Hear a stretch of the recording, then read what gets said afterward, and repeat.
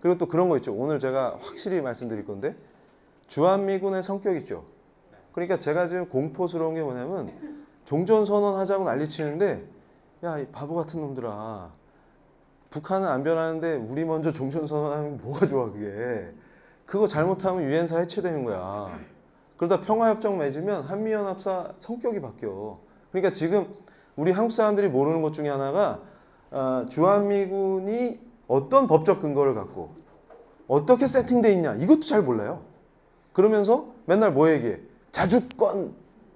우리는 전시의 작전 통제권도 없는 비참한 국민입니다. 이러면서.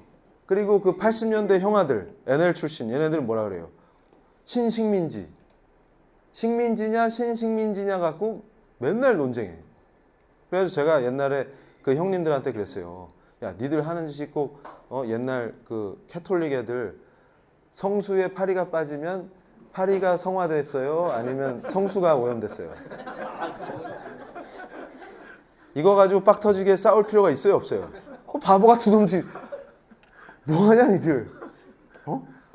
뭐하는 짓거리예요? 파리가 성화됐어? 아니면 성수가 오염됐어?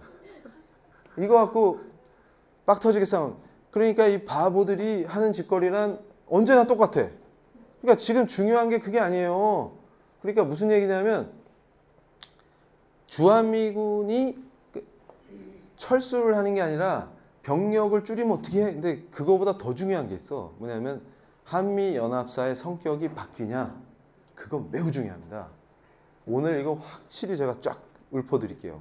그러니까 얘들은 작전 지휘권, 통제권도 구분을 못해. 통제권하고 지휘권이 다른 개념이야. 제가 조금 이따가 자세히 말씀드릴 거예요. 그러니까 뭐냐면 알지도 못하는 것들이 설레발을 치고 있다. 자주권이 없대. 그래가지고 제가 그래요. 그 바보 같은 놈들한테 깨우쳐주기 위해서 저는 화를 잘 안 냅니다.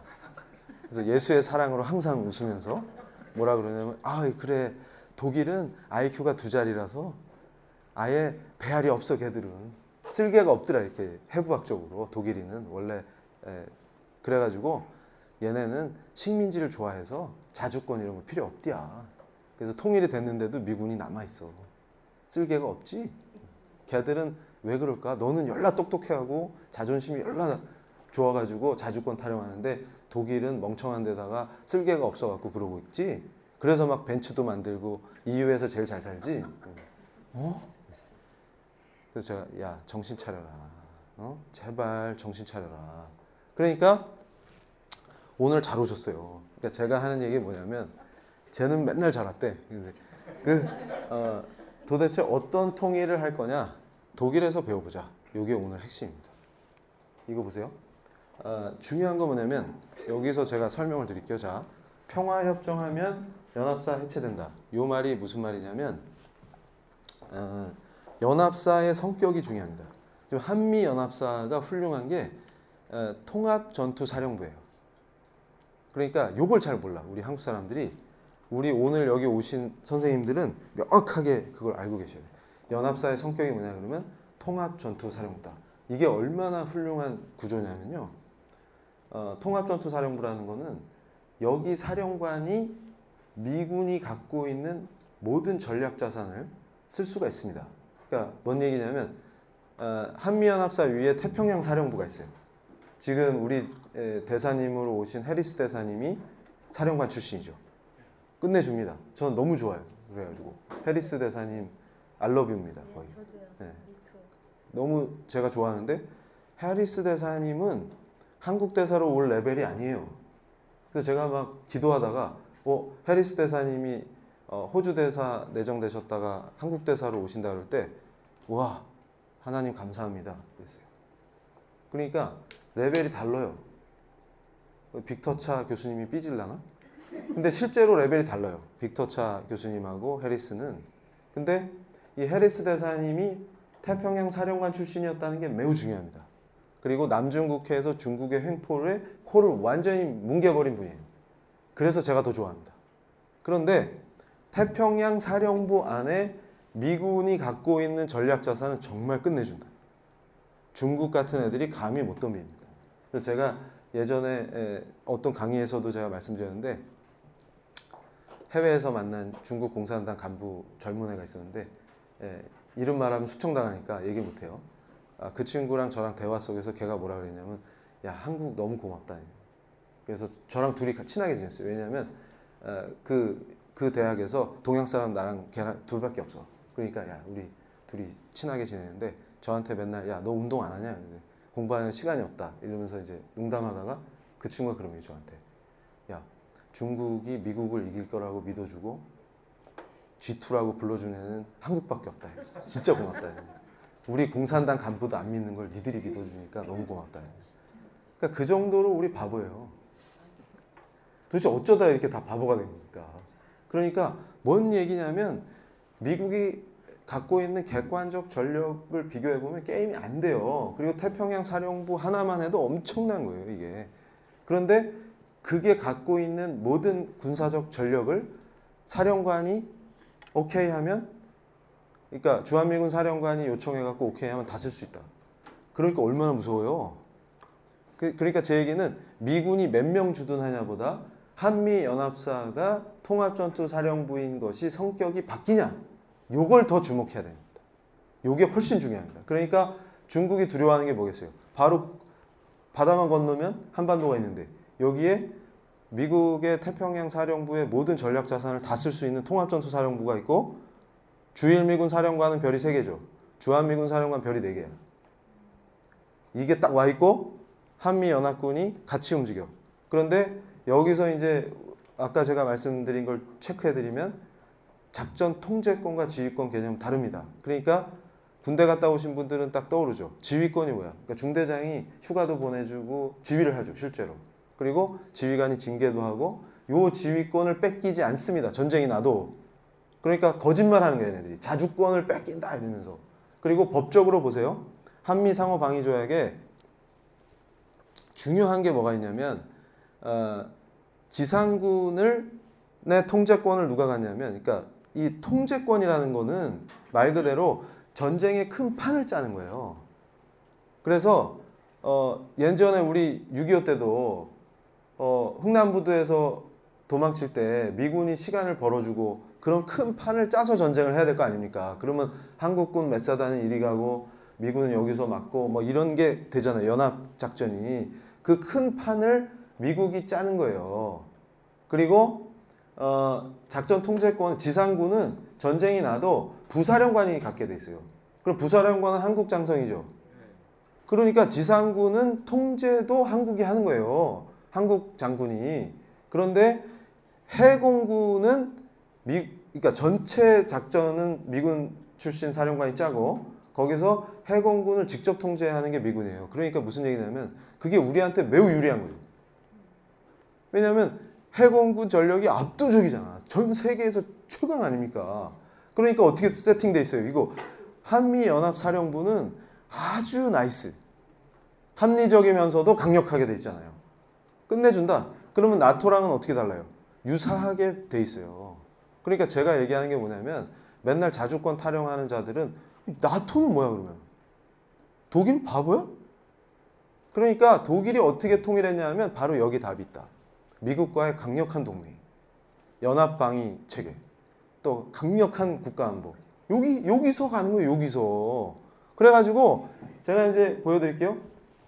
한국에서 이 판을 자꾸 흔들어가지고 평화협정합시다 난리치고 종전합시다 이게 죽음의 길이다 그거예요. 지금 정신을 못 차리는 애들이. 자, 그래서 제가 우리 L 정책연구원을 만들어 갖고 처음 했던 행사가 뭐냐? 바로 국제 컨퍼런스를 연 거예요. 근데 우리 선생님들은 지금 제가 항상 강조하는 게 통일이든 뭐든 한반도 문제를 인식할 때 제발 뭘 해야 돼요? 국제적 관점에서 반도를 인식하는 걸 반드시 놓쳐서는 안 됩니다. 그래서 제가 한미일 네트워크를 만들어야 된다. 민간 외교에 집중해야 된다. 그래서 정책연구원 방향을 그걸 굉장히 중요한 걸로 잡았어요. 왜냐하면 한미동맹이 약화되면 우리가 죽음의 길이기 때문에 정신을 차려서 이걸 강화시켜야 된다. 그러는데 지금 우리가 늘 중국의 아류로 거지같이 살다가 이건 문명사의 큰 흐름하고도 관계가 있습니다. 무슨 얘기냐면 우리가 늘 중국 끝에 붙어서 아래로 살다가 언제부터 번영하기 시작했어요?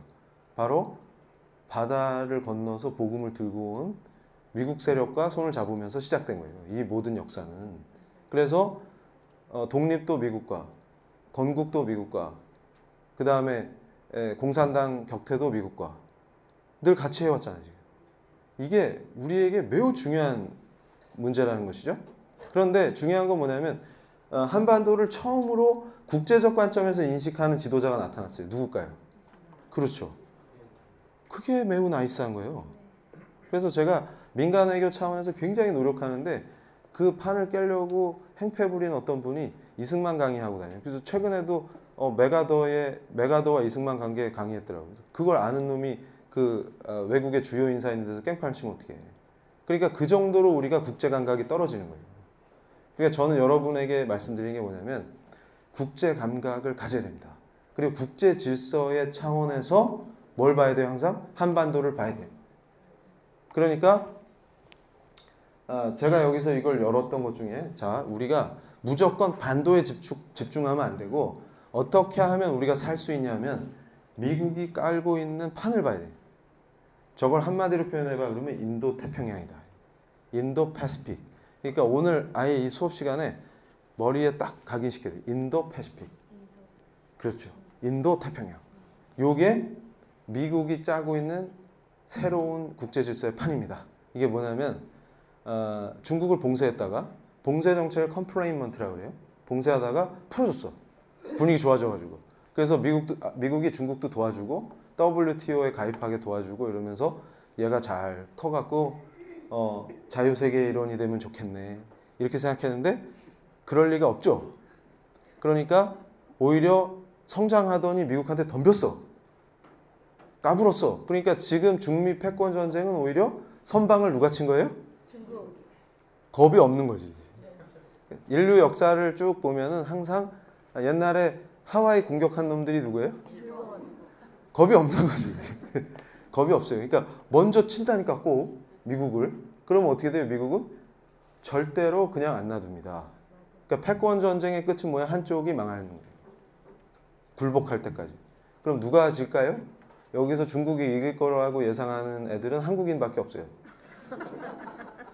그런데 미국이 지금 일본을 앞세워가지고 전략을 짜고 있습니다. 그래서 일본이 매우 중요해요.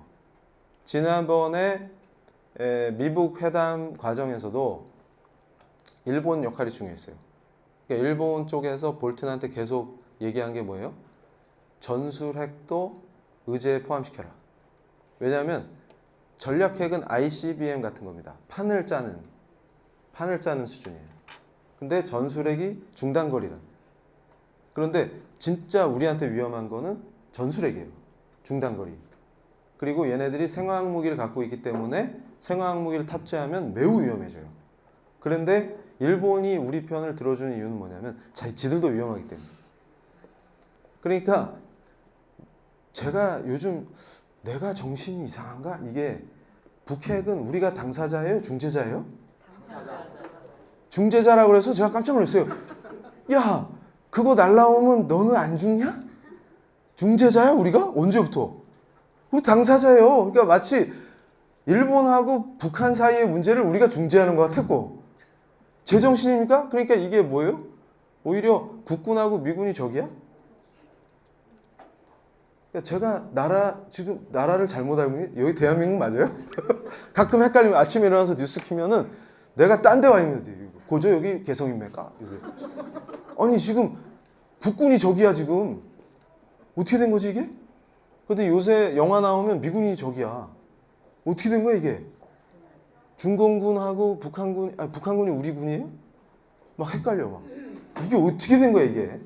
그러다가 저 인도 태평양이 왜 중요하냐면 미국이 일본을 앞세우고 호주, 말레이시아, 베트남 그렇게 해서 어디까지 가냐면 인도까지 갑니다. 그래서 지금 미국 말 잘 들어가지고 대박 난 건 인도야 지금.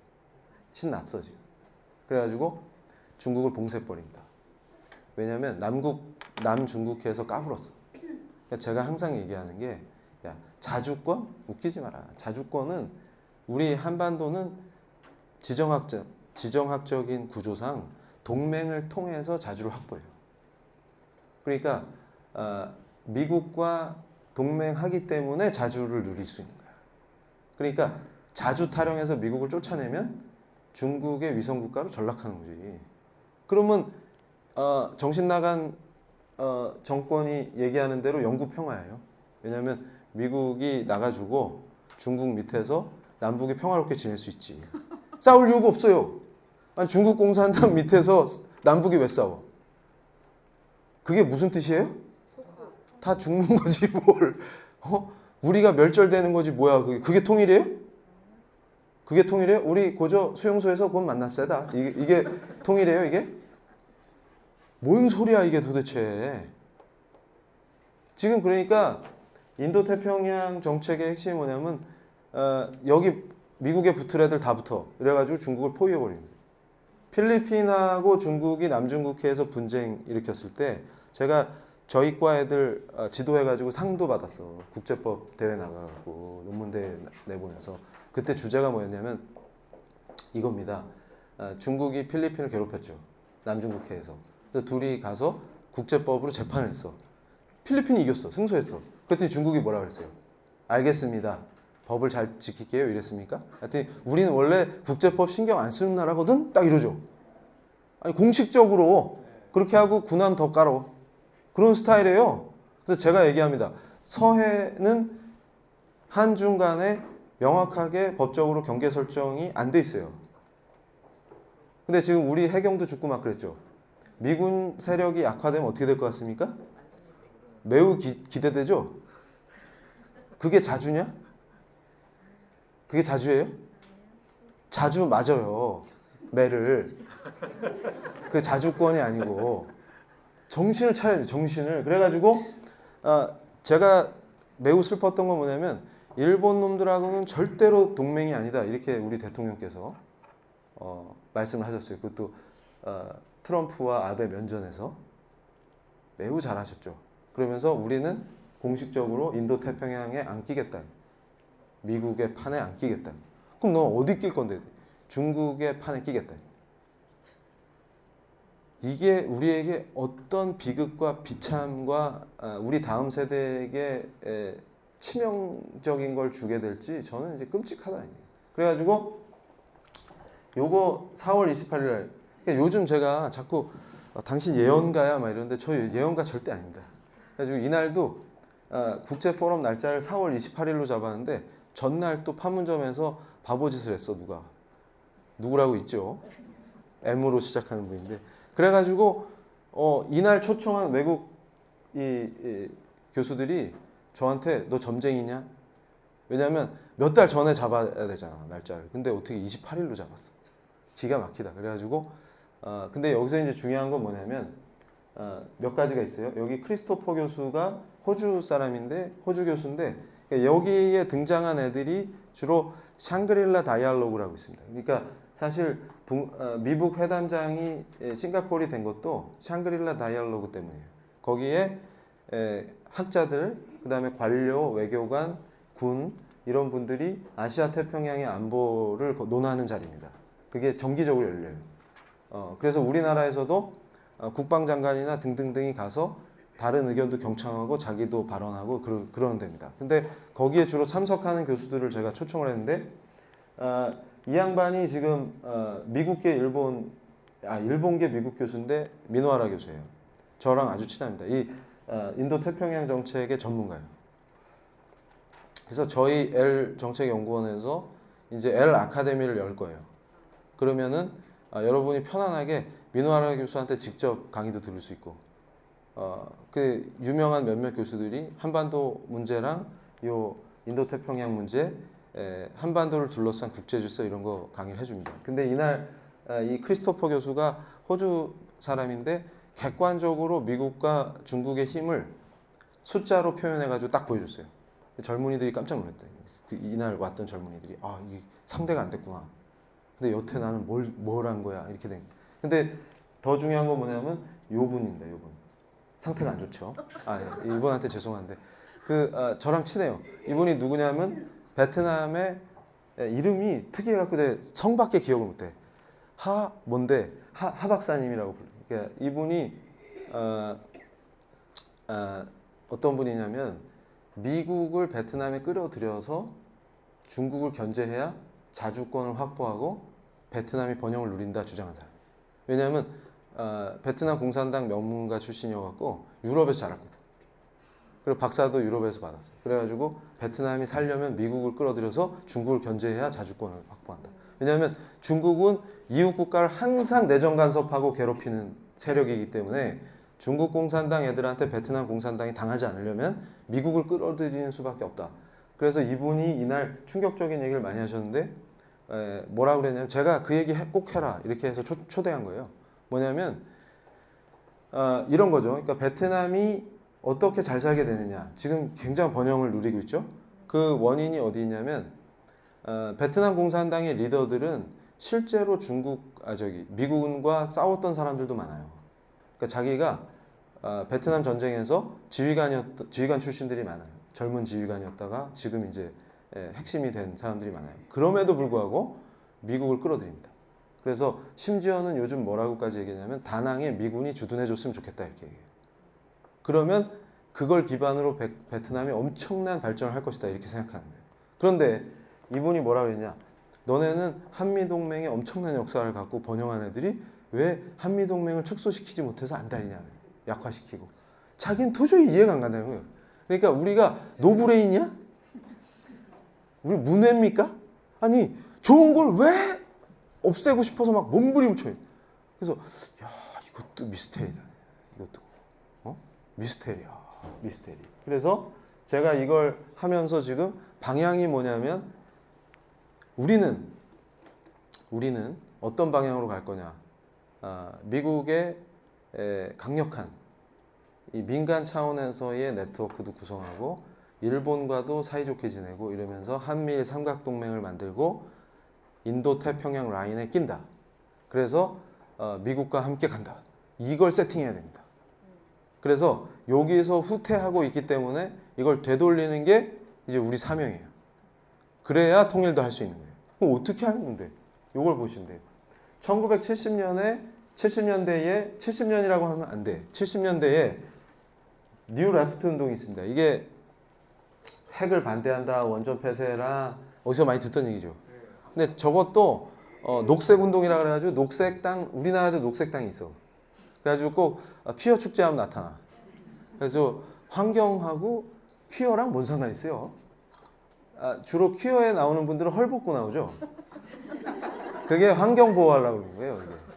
옷을 자꾸 만들고 그러면 환경이 파괴되니까 될 수 있으면 벗고 옛날로 돌아가자 원시로 그런 건데 사실 그 방향이 맞아요. 그러니까 왜 그러냐면 얘네들이 독일에서도 녹색 운동하면서 원전 없애라는 난리를 친 거야. 근데 웃긴 게 뭐냐면 동독을 또 찬탄해. 똑같아. 동독은 환경을 잘 보존하는데 공장이 없잖아. 있어도 후진적이잖아요. 근데 나중에 통일되고 이게 다 거짓말인 게 드러났어. 왜냐하면 동독에 들어가 봤더니 얘네들이 갈탄이라는 걸 써요. 석탄보다 더 나쁜 걸. 그러니까 어떻게 돼요? 그리고 너무 후진적이니까 환경은 무슨 환경이야. 미국에 가면은 공항에서 내리자마자 숨이 막히죠. 공기가 나빠서. 베이징 가면 막 신선하죠, 공기가. 그러니까 이게 굉장히 어리석은 짓거리는 거예요. 뭔 짓이냐 이게. 그래가지고 나중에 통일된 다음에 정신을 차려보니까 그때 어떤 유명한 교수가 했던 말이 있어. 저자들의 주장은 말 타는 독일로 돌아가자는 낭만적 얘기였다. 이렇게 표현합니다. 그 말 딱 맞지. 그러면 우리도 다시 말 타러 말 타요. 말. 따그닥따그닥. 그러면 다 없애. 그래가지고 뭐 태양열로 뭘 한다고? 산 딥다 깎는 건 환경이 보존되는 거죠, 그게. 근데 비 오니까 다 부서졌더만. 끝내준다, 끝내줘. 그래가지고 제가 니들 바보냐? 그래서 제가 가끔 생각하는 게 이게 진짜 바보일까? 아니면 바보인 척 하는 걸까? 이런 게 궁금해요. 그런데 여기서도 뭘 강조했냐면 군비 증강, 국가안보 강화가 아니라 거꾸로 독일이 서독이 가야 될 길은 군축, 군을 감축해라, 전력을 감축해서 평화를 추구하자. 이게 이 당시 운동이었어요. 어디서 많이 듣던 얘기 다 나와. 그래가지고 제가 야 이거 어쩌 한국이랑 똑같아. 공부하다가 야 우리랑 똑같아. 그놈이 그놈이야. 그러니까 제가 오전에도 대구에서 강의하고 왔는데 거기서는 제가 그 흐름을 사상의 흐름 얘기하면서 기독교 사회주의 이따위께 독일에서 어떻게 나왔는지 강의해 주다 왔거든요. 어디서 많이 듣던 얘기 다 나와. 이게 독일에선 통일 후에는 안 하는 거를 각색해갖고 한국에서 떠드는 거예요. 똑같은 놈들이야. 야, 제발 좀 그만하면 안 되겠니? 그거예요. 그래가지고 이때는 또 이제 80년대는 83년에 미국이 또 강력한 조치를 취하기 때문에 얘네들이 뭔 짓을 하냐면 소련이 전술핵 배치를 해요. 전술핵 배치를. 그리고 이럴 때 나토의 군사정책을 극렬 비판합니다. 그러니까 이게 무슨 얘기냐면 아까 제가 얘기했던 그 3인당 출신 슈미트 총리가 이제 80년대 들어오면은 이제 미국 대통령이 레이건 대통령으로 바뀌시는데 그 전에 좀 약간 지금 우리 그분하고 비교 대상은 안 돼. 어떤 대통령도 그분보단 나아. 그러니까 그렇지만 미국 역사상 좀 띨띨한 대통령이 있었어요. 카터라고. 그런데 그분한테 70년대 말에 전술핵 배치를 해달라고 요청한 바로 독일의 총리가 좌파 3인당 출신의 슈미트 총리예요. 매우 나이스한. 이런 사람이 독일을 지키는 거예요. 통일의 기초도 깔고. 이게 뭔 말이냐면 이런 거예요. 여기서 평화운동한다고 난리치면서 미국하고 레이건은 적이야 뭐 이런 놈들 있죠. 근데 더 황당한 게 뭐냐면 이 당시 기억하실 거예요. 우리 칼기 격추했죠. 소련군이. 아니 어떻게 민항기를 경고도 없이 쏴버리면 어떡합니까? 그래서 그때 비행기 안에 타고 계신 분 다 즉사한 거 아니에요. 근데 그렇게 평화를 외치던 놈들이 그건 또 옹호해. 말이 안 되지. 요즘 애들 하는 거랑 똑같아. 야, 저는 그래서 독일인 거 가리고 보면 한국인 줄 알아. 지금 한국을 보는 것 같아. 근데 이때 얘들도 다 미쳐 있었다. 그러니까 미국은 적이다. 레이건 나쁜 놈. 이러면서 난리를 치고 우리가 평화를 위해서는 군을 축소시키고 전력을 축소해야 돼. 맨날 이거 타령했다. 그러다가 보세요. 이분이 바로 헬무트 슈미트 총리입니다. 제가 좋아해요. 이분. 왜 그러냐면 좌파지만 제정신 좌파. 중심을 딱 잡아가지고 정신 나간 좌파들이 테러하니까 그거 딱 때려잡고 중심을 딱 잡아. 그러면서 어떻게 했어요? 이분이 뭐라 그랬냐면 거짓 평화에 속고 있는 포퓰리즘은 안 된다. 그러니까 무슨 얘기냐면 가짜 평화는 용납하지 않겠다 그랬어요.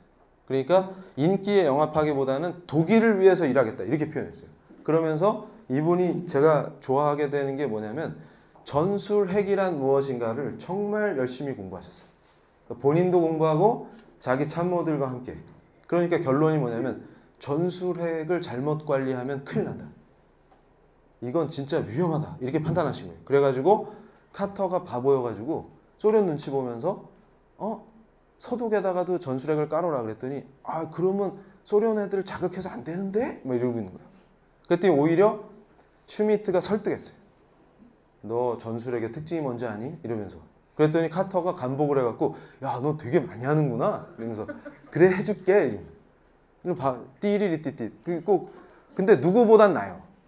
네, 아예 한반도를 없애려고 하는 분보다는 나. 누가 아군 적군도 구분 안 되는 누구보다 나요. 그런데 그래서 결국은 이런 게 어떻게 가능하냐 했더니 소명으로서의 정치의식이 강했다. 근데 이게 강력하고 도덕적인 우파가 흐름을 만드니까 좌파도 정신 차리는 사람이 나오는 거예요. 그러니까 제가 얘기하는 게 뭐냐면 우리가 정신 차린 좌파와는 경쟁 관계를 갖는 게 건강해집니다. 그래서 슈미트 같은 분 있으면 너무 좋아. 정신 차린 좌파니까. 그럼 대화도 가능하고 경쟁도 가능해. 그러니까 독일 헌법이 독일 기본법인데 독일 연방 기본법의 정신에 동의는 하는데 뭐가 문제야? 그걸 실현할 때 어떤 노선 차이를 가느냐. 요거는 우리가 얼마든지 논쟁하고 경쟁하고 이렇게 가면 건강해져. 근데 정신 나가가지고 아까 뭐라 했어요? 녹색운동, 평화운동 이러면서 군을 감축시켜? 소련이 전술핵을 갖다 깔고 있는데 그리고 또 뭔 짓 해요? 평화니까 미국이랑 동맹할 필요 없어. 이런 바보들이죠. 그게 무슨 좌파예요. 전능하지 그냥. 근데 슈미트는 어때요? 진짜 좌파예요. 이게 가능한 이유가, 그래서 제가 뭘 얘기하냐면 인류가 정말 훌륭하게 진보한 적이 있었는데 그게 종교개혁이다. 왜냐하면 저 소명으로서의 정치, 저게 어디서 나왔어요? 총개개혁 정신에서 나온 거야. 근데 젠더 이데올로기 때문에 독일이, 그 멋지던 독일이 지금 개판이 된 거죠. 그러니까 우리가 신앙과 정치의식, 이건 뗄래야 뗄 수가 없는 거예요. 그러니까 요런 게 가능해진다, 독일은. 그랬기 때문에 통일을 한 거예요. 여기에 우리가 명확한 이해를 하고 있어야 됩니다. 그래서 제가 이걸 구체적으로 말씀드리면 이런 거예요. 소련이 전술핵이죠. 요 SS-20 요거를 동독, 폴란드, 체코에다 깔았어요. 그랬는데 준비해가지고 레이건 대통령 때 1983년에 퍼싱2, 요게 이제 미국이 개발한 핵탄두가 탑재된 중거리 탄도미사일이에요. 요거를 어디다 까냐? 서유럽에다 까는 겁니다. 그러니까 서독에다가. 그래가지고 이 미사일이 87년 체결된 중거리 핵미사일 폐기협정에 따라서 냉전 종식 91년에 완전 철수 폐기됐습니다. 그러니까 무슨 얘기냐면 언제 감축을 하는 거예요? 진짜 평화가 왔을 때, 적이 무너졌을 때. 이해되세요? 근데 적은 멀쩡하고 적의 전력은 강화되어 있고 적은 전술핵을 갖고 있는데 우리는 애들 막, 그래서 군대가 보이스카우트예요? 와, 끝내주네. 뭐 막 저녁 때 나와? 동네에? 왜 이제 3주만 하지 그냥 군대 생활도. 아니면 구한말처럼 군대 해산하면 어때요? 너무 좋죠. 아무도 군대 안 가면 좋잖아. 이 정도 되면 다 미친 겁니다. 이거. 근데 그게 평화야? 그래서 요걸 똑똑히 보시라는 거예요. 자, 제가 이 사진을 삽입한 게 뭐냐면 독일의 콜 총리. 그러니까 헬무트 슈미트가 멋지게 3인당 출신, 좌파 정당 출신의 총리였지만 정신 차리고 전술 핵의 개념을 명확히 이해해서 미국과 동맹을 강화해놓고 판을 깔아놓고, 이때 또 경제가 망했어요. 독일이. 그때 기독민주연합에 우리 제가 존경하는 유럽이 배출한 엄청난 총리, 콜 총리가 딱 나타나셔갖고 정권을 싹 잡아버린다. 끝내준다. 그러니까 이분이 나타나셔가지고 레이건 대통령과 대처, 제가 좋아하는 유럽의 리더 3인방, 서방의 리더 3인방, 환상적이지 않습니까?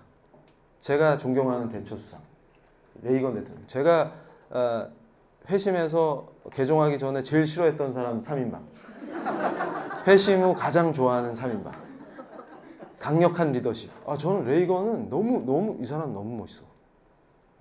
그 레이건에 대해서 공부를 할 필요가 있습니다. 굉장히 신앙이 좋고 늘 기도하는 사람. 대학 때도. 그리고 기가 막혀. 그 상황마다 이 사람을 이 도구로 사용하시기 위해서 키우는 그게 확 느껴진. 그러다 딱 대통령 돼서 나타나갖고 이분이 짠 전략 덕분에 소련이 붕괴됐다.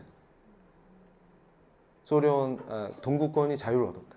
진짜 비참한 삶이었죠. 비참한 삶. 그래서 제가 대처를 좋아하는 것도 유명한 의회에서의 논쟁이 있었어요. 그 젊은 좌파 의원 하나가 그 타령 맨날 해요. 좌파들은 단골 손님인데 이게 영국의 삶이 더 나빠졌습니다. 그래서 지들이 집권하면 더 나쁘게 만드는데, 그래가지고 나빠졌습니다 이러면서 뭐 젊은이는 일자리가 없고 막 이러면서 막 흑흑흑. 그래서 지들이 집권했더니 아예 일자리가 제로가 됐어.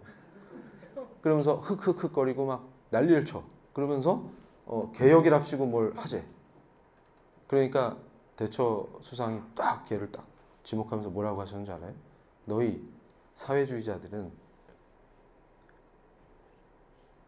모든 사람이 더 가난해지는 것을 평등이라 얘기하냐? 지금 동구권에서 실패하고 있는 것들을 위대한 영국에 들여놓고자 하는 너의 의도가 뭐냐? 딱! 와, 멋지잖아. 그러니까 찍소리 못해. 깽깽 딱. 그러니까 뭐냐면, 아니 동유럽에서 실패하고 있는 정책을 왜 위대한 영국에 들여놓으려고 하느냐? 딱 그러니까 찍소리 못하는 거예요. 우와. 그래서 제가 팬이라니, 팬. 그 장면을 돌려본다니까. 너무 멋있어가지고 박살을 내버리죠. 그런데 이 3인방이 어떻게 돼? 소련을 무너뜨리고 소련의 위성국에서 신음하던, 자유가 없어서 고통받던 고조 인민들을 다 해방시켰다. 와 멋지다. 아, 이런 거예요. 이런 거 우리가 이런 걸 해야 돼. 이런 거를. 그래가지고 보세요. 그래가지고 이거는 콜 총리가 하신 얘기가 아니라 좌파 3인당 출신 슈미트 총리가 하셨던 얘기야. 제가 그러니까 슈미트 총리를 안 좋아할 수가 없어. 이게 레이건 대통령 취임하시기 전에 그 슈미트가 정권 내려놓기 전에 했던 얘기예요. 뭐라 그랬냐면 자유, 정의 및 인간의 존엄성 등은 독일, 미국 간의 우위와 연대의 근간을 이루는 공통의 가치와 원칙이다. 우리들의 맹방이기 때문에 같은 이념을 갖는 게 아니고 오히려 그 반대로 우리가 같은 이념을 갖고 있기 때문에 맹방이다. 같은 도덕 기준을 갖고 있기 때문에 맹방인 것이다. 이렇게 얘기합니다. 그러면서 독일과 미국의 강력한 동맹을 얘기합니다. 이게 뭐예요? 저나 미노하라 교수가 얘기하는 가치 동맹의 핵심입니다. 그러니까 인도 태평양 라인의 강력한 동맹은 가치 동맹이다. 그래서 아시아의 인권과 디모크라시, 민주주의를 확대하고 확장하는 것이다. 이렇게 얘기합니다. 근데 제가 말하는 인권은 헐벗는 쟤네들식 인권이 아니에요. 진짜 인권. 인간의 존엄성을 우선시하는 도덕적인. 그러니까 제가 우리 L정책연구원 그 청년들 데리고 수련회 할 때 그 왜 BBC 인터뷰할 때 딸내미들 방에 뛰어들어와서 유명해진 밥 켈리 교수 있잖아요. 밥 켈리 교수하고 밥을 먹는데 그분이 북한 전문가거든요. 그래서 밥 켈리가 하는 얘기를 청년들한테 들려주고 싶어갖고 민호하라 교수랑 저랑 셋이서 청년들을 데리고 밥 먹으러 가는데 켈리가 막 흥분해가지고 막 얘기하는 거야. 도대체 어떻게 된 거냐. 자기 부인이 그분이 한국 분이랑 결혼했거든요. 그거 아시죠? BBC에서 인터뷰하는데 갑자기 딸내미가 이쁜 애가 막 이렇게 춤추면서 들어와가지고 유명해진 분 있잖아. 그래가지고 사모님 막 점프해서 날라 들어오고 그 밥 켈리가 뭐라 그러냐면 내 부인이 한국 분인데 TV에서 김정은이 나오니까 생각보다 괜찮네 이랬다는 거예요. 볼수록 좀 괜찮아 보이네 뭐 이랬다는 거예요. 그래서 자기는 이게 자기 남편이 북한 전문가인데 막 머리에 지진이 났다는 거예요. 그러면서 어떻게 된 거야? 그러면서 한국 사람들은 자기한테 북한 정권의 실체 이런 건 안 물어보고 맨날 뭐 김치를 좋아하냐, 뭐 매운 거 잘 먹냐, 맨날 이런 거 물어보고 네 애들 무슨 옷 입히냐 이러고 앉아 있는데 지금 제정신이냐 니들이? 니들 문제라고 이게 니들 문제.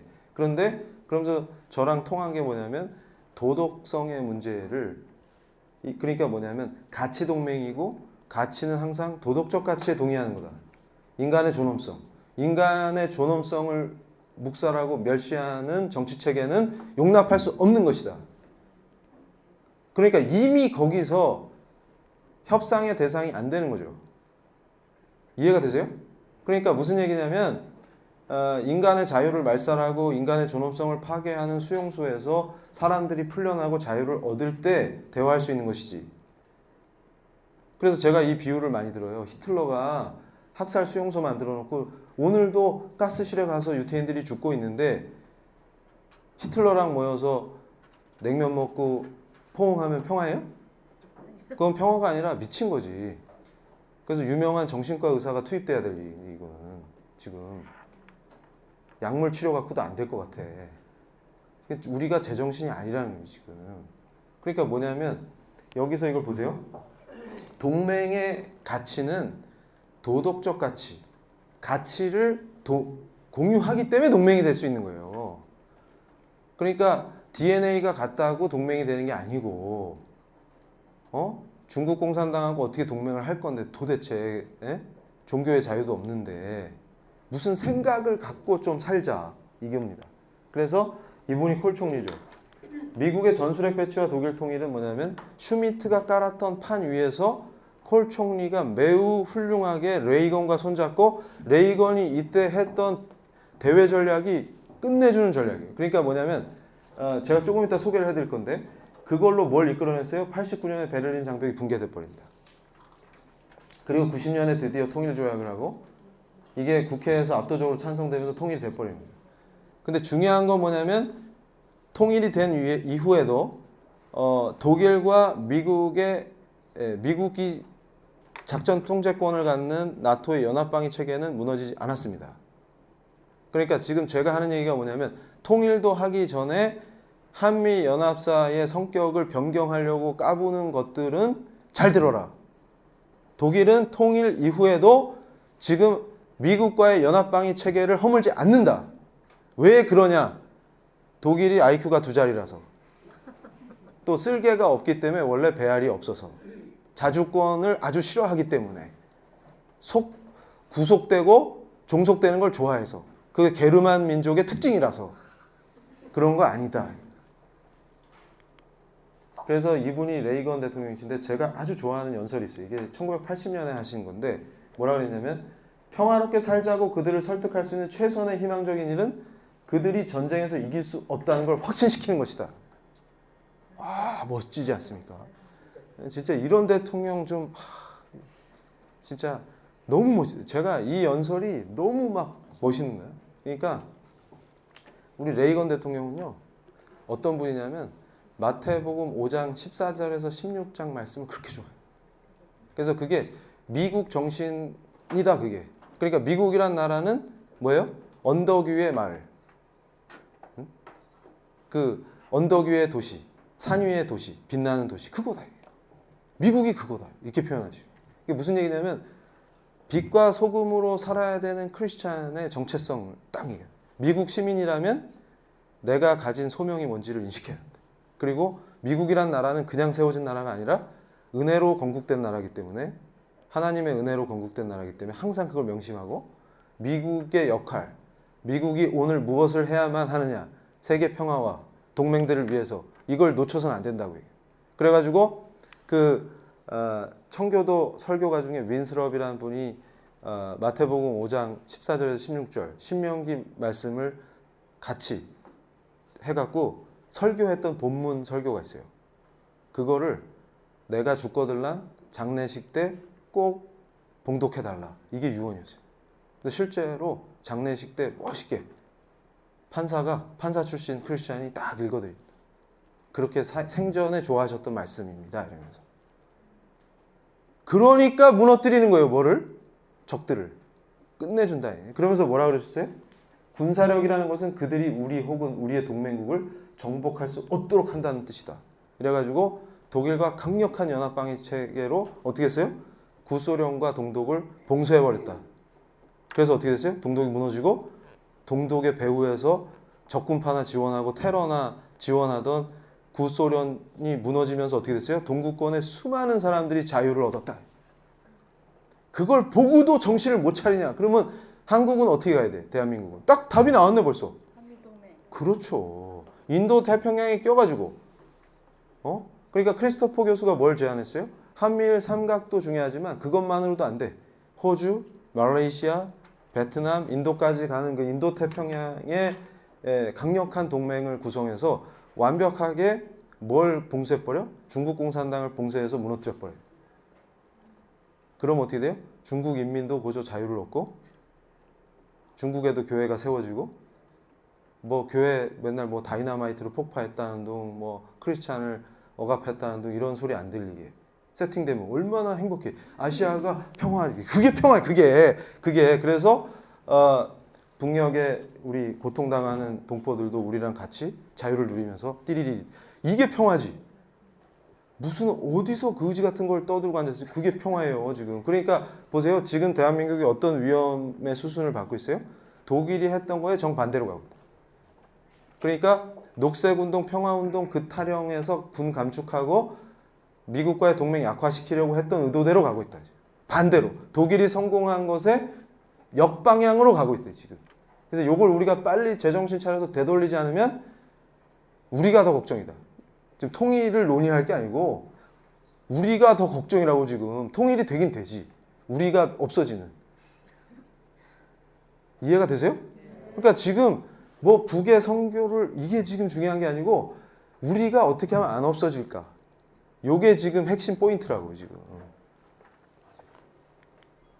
그래서 요걸 보셔야 돼요. 제가 유럽에 있을 때 트럼프 대통령이 브뤼셀에 나토 본부가 있잖아요. 브뤼셀에 왔었어. 근데 이제 요게 브뤼셀에 트럼프 대통령 오기 전 한국 언론의 보도인데 유럽이 발칵 뒤집혔다. 왜냐하면 트럼프 대통령이 와서 또 쇼킹한 걸 하셨어. 뭐라 그랬냐면 이 2024년까지 너네들 GDP의 2% 국방부 쓰기로 해놓고 빨리빨리 돈 안 내? 이러면서 이제 승질을 한번 확 내셨다. 특히 누굴 겨냥했어? 전통적인 그렇죠. 동맹인 독일을 쳤다. 정신 차려! 이러면서 뭐라고 했냐면 야 우리 미 국방부가 검토하는 시나리오 중에 독일 주둔 미군 3만 5천 명을 본국으로 불러들이거나 병력 전체 또는 일부를 폴란드로 옮기는 수가 있어. 이렇게 딱. 그러면 우리 자주 좋아하는 분들 있죠? 바보들. 그럼 뭐라 그랬어요? 그래 철수해라. 안 그래도 우린 원한다. 철수를 원한다. 이러겠지. 근데 독일엔 그런 바보들이 없어요. 다행히도. 그런데 중요한 게 여기 뭐냐면 폴란드입니다. 독일 주둔 미군의 이전 후보지가 폴란드로 지금 떠오르고 있죠. 그랬더니 폴란드는 영구적 미군 주둔을 위해서, 그러니까 임시 주둔이 아니고 미군이 있고 싶으면 영원히 있어줘 이러면서 20억 달러를 내놓겠다 이렇게 제안. 그러니까 우리 20억 달러 낼 테니까 여기 와서 영구적으로 있어줘. 그러니까 무슨 얘기냐면 제정신인 애들은 미군이 주둔하면 누리게 되는 효과를 압니다. 정치 정책적 효과를 아는 거예요. 왜 그러냐면 폴란드는 늘 어떤 두려움이 있어요? 러시아에 대한 공포가 있다. 그러니까 미군이 들어와 있는 것만큼 안전한 게 없는 거야.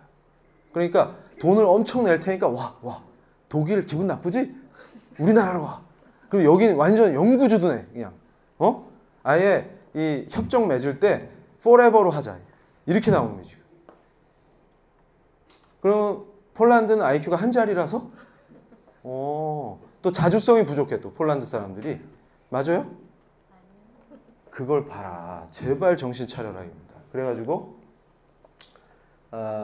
제가 이제 얘기하는 게 뭐냐면 그 박상원 목사님이 요 책 펴냈잖아요.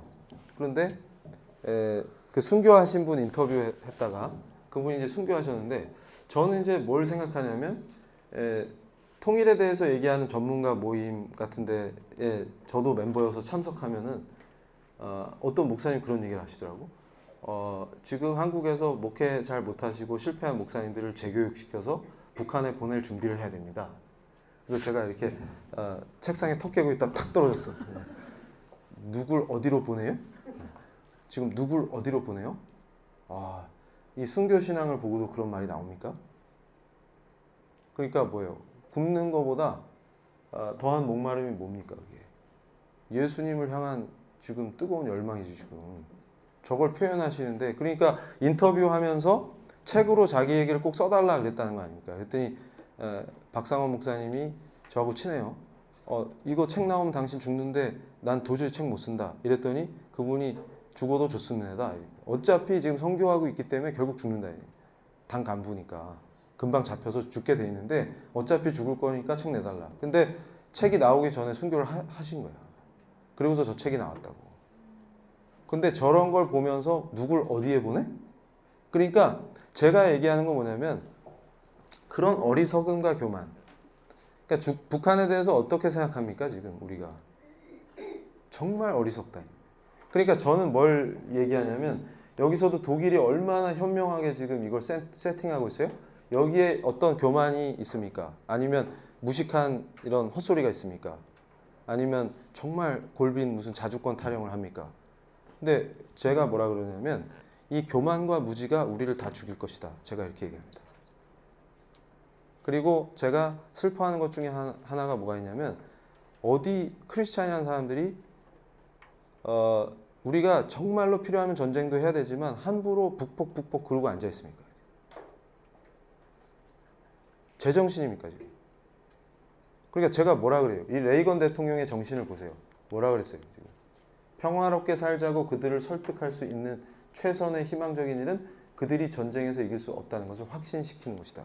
그러니까 정신무장을 하고 강력한 연합방위 태세, 강력한 국가안보, 강력한 경제, 이게 서독이 추구했던 길이잖아요. 미국과 손잡고. 이해가 되세요? 네. 정신을 차려야 돼요. 정신을. 크리스찬의 정체성이 뭐냐? 여기에 꽂혀 있어야 돼. 그런데 자꾸 엉뚱한 소리들을 하고 앉아있다.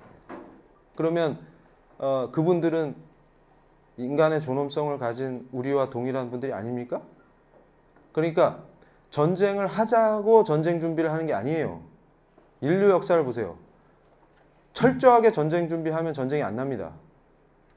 근데 멍청한 애들이 평화 통일하면 평화 얘기하면 꼭 전쟁이 나요. 레이건 같은 뛰어난 이 하나님의 사람 이런 분이 지도자로 쓰면 전쟁이 안 납니다. 그리고 싹 쓰러져요 적들이. 우리가 추구해야 되는 건 이런 거예요.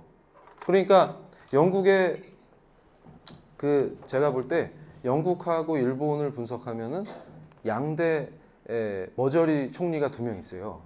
그게 이제 영국에는 체인벌린이라는 바보가 있었고 평화 타령하다가 결국 히틀러에게 야망을 실현시키게 도와준 놈이에요. 정말 멍청하죠. 그때 고집스럽게 전쟁 준비를 하자. 히틀러는 절대악이다 했던 사람이 누구예요? 처칠이에요. 그게 유럽을 구한 거예요, 처칠이. 그런데 체인벌린의 꼬드김이 이 파퓰리즘의 바보 국민들한테는 매우 좋아요. 그래서 제가 요즘 젊은이들한테 강의할 때 뭐 얘기하냐면 야, 도요토미 히데요시가 침략을 할 것 같냐? 안 할 것 같냐? 그래서 2명을 보내면 한 놈은 한다, 한 놈은 안 한다죠. 그러면 전쟁을 할 것 같아, 안 할 것 같아 가지고 정쟁을 하면 누가 이겨요? 반드시? 안 한다는 놈이 이겨요. 왜냐면 한다 그러면 귀찮아. 뭘 준비를 많이 해야 돼. 그죠? 이것만큼 멍청한 애들이 없어요. 그러니까 그게 뭐냐면 국제정세를 못 보니까 그런 일이 벌어지는 거예요. 근데 여기서도 뭐예요? 핵심이? 지금 중요한 거는 전쟁을 막고 싶으면 어떻게 해야 돼요? 철저한 대비를 해야 돼요. 그럼 전쟁이 안 일어나요. 그러니까 보세요. 제가 주목하는 게 일본에서도 하토야마 총리가 어떻게 했어요? 전통적인 미일 동맹을 약화시키고 중국 쪽에 붙어서 바보짓을 했어요. 그래서 뭘 얻었죠? 중국이 어떻게 나왔어요? 그랬더니 우리랑 독도 놓고 싸우듯이 생각구라는 거 놓고 중국이랑 싸우고 있죠? 그랬더니 중국 애들이 그거 막 강력하게 도발했어. 중국한테 잘해줬더니 미일 동맹을 약화시켜 놓으니까 오히려 도발한다고 중국이 군사적으로. 그러니까 얘네 도발하지. 거기다 또 어떻게 됐어요? 미국이 화났거든. 그래서 오키나와 주둔 미군이 원래 연례적으로 매 해마다 립 서비스를 해줘요. 일본은 우리 가장 중요한 동맹이니까 일본은 건드리는 놈은 나를 건드리는 거다. 이러면 중국이 꼼짝을 못했거든. 근데 안 해줘 이제. 대신에 미국이 이제 뭘 요구했냐면 돈 내놔요. 예전엔 공짜로 해줬는데 이제 돈 내야 해줘. 이렇게 된 거예요. 그랬더니 일본 국민들이 깨달았어. 저 바보 같은 놈 때문에 미군이 연례 행사로 해주던 거를 돈 안 내면 안 해준다. 그 누구 손해예요? 일본 손해지. 이해가 되세요? 그리고 그 하토야마가 또 한 것 중에 뭐가 있냐면 한국에 와서 서대문 형무소 앞에서 무릎을 꿇고 사죄를 했어. 총리 임기 끝나고. 근데 더 슬픈 건 뭐냐면 한국 사람들이 몰라. 그러니까 일본 국민들이 볼 때는 일본 역사상 제일 멍청한 총리다. 근데 제가 하토야마를 보고 있으면 누구보단 똑똑해. 그렇죠. 그래서 지금 우리는 어떻게 될 거냐. 이게 매우 걱정이다 그 말이에요. 그래서 제가 이제 이 강의를 정리하면 자, 우리가 통일을 어떻게 준비할 거냐를 생각할 때 항상 먼저 통일을 했던 독일이 어떻게 통일을 했느냐. 그리고 국제 정세 안에서의 독일이 항상 서독의 이 탁월한 선택. 그때 중요했던 건 뭐냐면 3인당 출신의 좌파 정당 출신의 헬무트 슈미트 총리조차도 전술핵의 본질을 꿰뚫고 그거에 대비해서 미국 보론 전술핵을 서독에 배치해달라는 요청을 하는 아주 탁월한 선택을 하기 시작했다. 그러면서 뭐라고 얘기했다고요? 국민들은 들떠서 평화를 말할지 모르지만 가장 확실한 평화는 뭐에서 온다? 철저한 안보 태세에서 온다. 이거를 강조했다. 그래서 나는 국민에게 인기를 끌기 위한 정책이 아니라 독일의 미래를 위한 정책을 택하겠다 이렇게 얘기했다. 그리고 미국과의 동맹을 강화할 때 뭐라고 얘기했어요? 미국은 동맹이니까 가치를 공유하는 게 아니라 가치를 공유하는 나라이기 때문에 동맹이다 이렇게 얘기한 겁니다. 그럼 지금 거꾸로 우리는 어떻게 가야 돼? 그랬더니 그것을 보수파 콜 총리가 정권을 받으면서 철저하게 더 강력한 동맹을 이루죠. 그러면서 레이건이 짠 대외 정책, 소련을 봉쇄하고 동구권을 철저하게 봉쇄하면서 서방을 더 강력하게 만드는. 그러니까 경제력은 이미 게임이 안 돼. 능력도 게임이 안 돼. 군사 대비 태세도 핵전력에서도 우위를 점하는 강력한 정책으로 봉쇄해갖고 소련 무너뜨리고 동구권을 해방시켰다. 그리고 동독도 무너뜨렸고 독일이 멋지게 통일했다.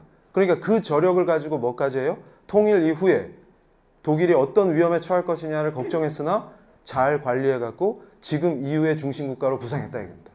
그러니까 우리가 이걸 명확히 보고서 여기서 가장 중요했던 게 뭡니까?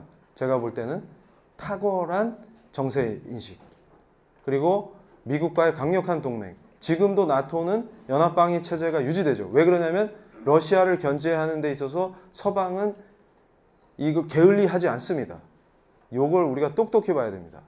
그리고 이 서방 국가들이 단합하는 것들을 보고도 우리가 정신을 못 차리면 안 된다.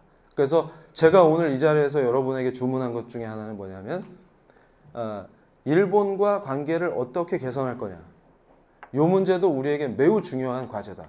그리고 여러분들이 아셔야 되는 것 중에 하나가 일본과 한국이 최악의 한일 관계를 만들도록 세팅하는 것도 쟤네들 전략 중에 하나입니다.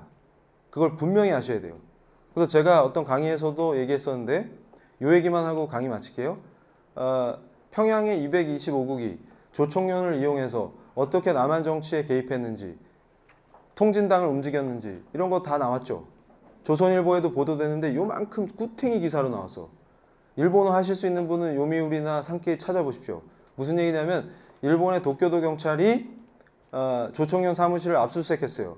그게 조총련이 간첩질을 하는 거 잡으려고 한 게 아니고 얘네들은 범죄 집단이기 때문에 일본 정부를 상대로 사기를 치고 있었어요. 뭐냐면 교원에게 지급하는 정부 지원금을 타내기 위해서 북한 애들 조총련 학교 있죠? 거기 교원이 아닌데 교원으로 등록해갖고 돈을 빼먹고 있었는데 일본 경찰이 그걸 수사하려고 급습해가지고 컴퓨터 하드디스크를 압수했더니 거기서 남한 정치에 어떻게 개입했는지 다 나왔다. 그래서 일본 경찰이 더 당황했다. 언제적 있습니다. 2016년에 있습니다.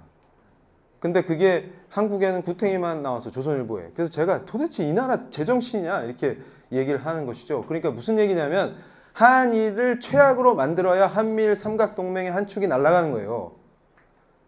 그러면 강력한 동맹이 안 됩니다. 그러니까 제가 얘기하죠. 역사도 객관적으로 제대로 공부해서 정신을 차려라. 그리고 걔네도 자꾸 극우파들이 필밖에 지금 우리가 도와주는 면도 있다. 이 얘기하면 3박 4일 걸리니까 여기서 마치는데 중요한 게 뭐라고요? 인도 패시픽의 강력한 동맹으로 껴서 미국과 보조를 맞춰야 한다. 그리고 한미일 삼각동맹이 강력하게 형성되면 어떻게 됩니까? 그걸 해주기 위해서 오바마가 어떻게 했어요? 아베를 쪼았죠. 근데 그때 우리가 어떻게 했어요? 거꾸로. 일본하고는 절대 대화 안 해. 우리가 이렇게 이상한 바보짓 했죠 또. 그래가지고 어떻게 됐어요? 오바마가 태도를 바꿔서 한국을 제끼기 시작했죠. 요게 우리 죽음의 길이다 그겁니다. 왜 한미일 삼각동맹을 두려워하냐면 군사, 경제, 정치적으로 강력한 동맹인 거예요. MB정부 때 미국발 외환위기 왔을 때 우리가 어떻게 막았습니까? 일본하고 통화 스와핑하면서 막았죠. 그래서 타격 없이 잘 넘어갔죠. 그렇듯이 일본은 우리와 협력해서 미국이 움직이는 일본은 미국에 항복한 일본은 군국주의 일본이 아니에요. 미국 말을 잘 듣는 착한 애예요. 맨날 스며생 합니다. 그러니까 얘랑 같이 힘을 합쳐서 삼각동맹에 판을 짜고 호주, 말레이시아, 베트남과 연합해서 어디까지 간다고? 인도까지 가서 중국 공산당을 봉쇄해서 쓰러뜨리자. 그러면 위대한 통일, 복음 통일 가능하다. 그겁니다. 감사합니다.